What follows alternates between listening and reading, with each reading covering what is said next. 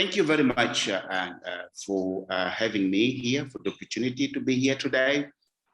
Decentralization has since been in the context of Mozambique, the paradigm to enable the post-conflict power sharing.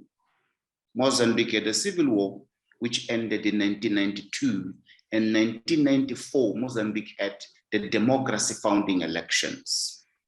Mozambique is a massive country, and only decentralization could fill the gap between the macro level and the very local level in terms of, number one, expanding the fragile state to the local level, number one. Number two, expanding the state presence to local level.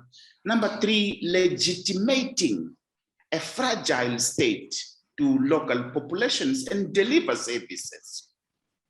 Mozambique embarked on a very limited model of decentralization. It was promising, with the 33 municipalities vibrant, giving the people the chance to vote and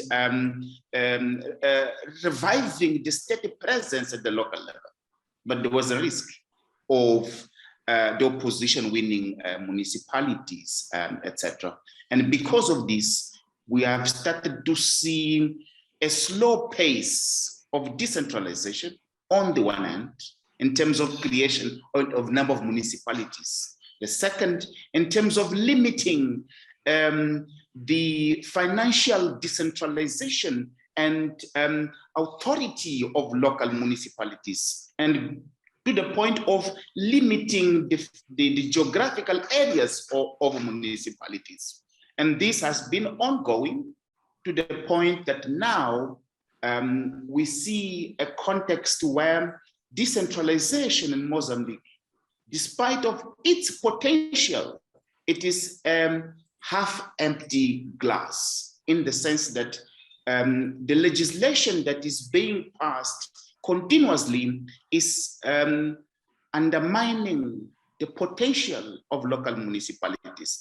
And it creates a trend of re-centralization in a context where Mozambique, given its fragility and diversity, it needs a decentralized way of approaching governance and democratic consolidation, particularly in a context where at economic level, Mozambique is underpinned by extractivism.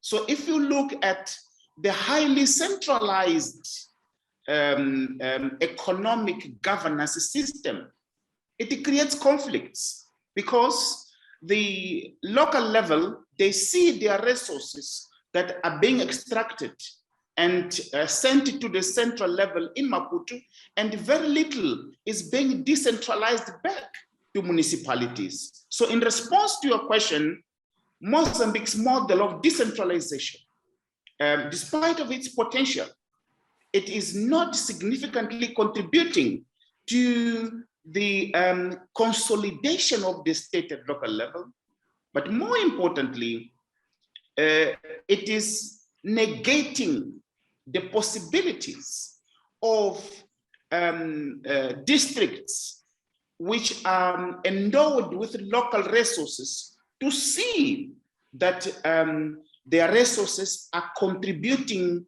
for development at the local level. We have the Cabo Delgado that you've talked about. Cabo Delgado, it is one of the most richest provinces in this country, yet it is one of the most underdeveloped because of the political economy of highly centralized economic governance. It is not allowing local stakeholders to be in the sitting, in the driving seat. And this has resulted in a youth that is disenfranchised.